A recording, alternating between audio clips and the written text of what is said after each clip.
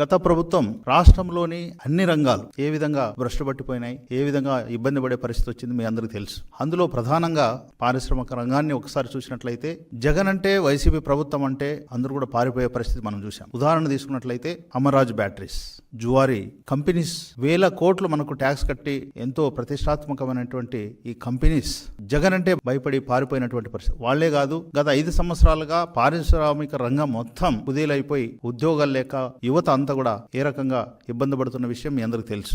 దీనికి కారణం ఆనాటి ముఖ్యమంత్రి జగన్ రెడ్డి అనుసరించినటువంటి విధానం. ఈయన ఉత్తుత్తి అన్ని మీట్లు పెట్టడం, విదేశాల నుంచి ప్రతినిధులు వచ్చినట్లను ఒక భ్రమ కలిగించడం, ఇంకా రకరకాల మోసాలు మాయలు అన్ని చేశాడు. దాని ఫలితంగా ఈ రోజు రాష్ట్రం పారిశ్రామిక రంగం అనేది అన్ని రకాలుగా ఇబ్బంది పడే పరిస్థితి మనం చూస్తున్నాం. దీనికి భిన్నంగా మీరు చూశారు, జూన్ 12, 2024 నాడు ముఖ్యమంత్రిగా నారా చంద్రబాబు నాయుడు గారు ప్రమాణ స్వీకారం చేసిన మొదటి అడుగు నుంచే పారిశ్రామిక రంగానికి సంబంధించి కీలకమైనటువంటి నిర్ణయాలు తీసుకున్న విషయం మీ అందరికీ తెలుసు. అందులో ప్రధానంగా ఈజ్ ఆఫ్ డూయింగ్ బిజినెస్ అని నుంచి స్పీడ్ ఆఫ్ డూయింగ్ బిజినెస్ అనే పాలసీకి అనుగుణంగా పరిగెత్తిస్తున్నాడు. అనుభవం, ఈ రాక్షస పాలన నుంచి చూసినటువంటి ఇబ్బందులన్నీ కూడా గమనించి మొట్టమొదటిసారిగా కాన్సన్ట్రేషన్ చేసినటువంటి రంగం పారిశ్రామిక రంగం. ఎప్పుడైతే ముఖ్యమంత్రిగా చంద్రబాబు నాయుడు గారు ప్రమాణ స్వీకారం చేశారో ఆ రోజే జాతీయ అంతర్జాతీయ సంబంధించినటువంటి అన్ని సంస్థలన్నీ కూడా క్యూ కట్టాయి. దాదాపు 10 లక్షల కోట్ల పెట్టుబడులతో 7.75 లక్షల ఉద్యోగాల లక్ష్యంగానే పాలసీ రెడీ అయింది. అదేవిధంగా వచ్చే 5 ఏళ్లలో 20 లక్షల ఉద్యోగాలు యువతకు కల్పించాలనే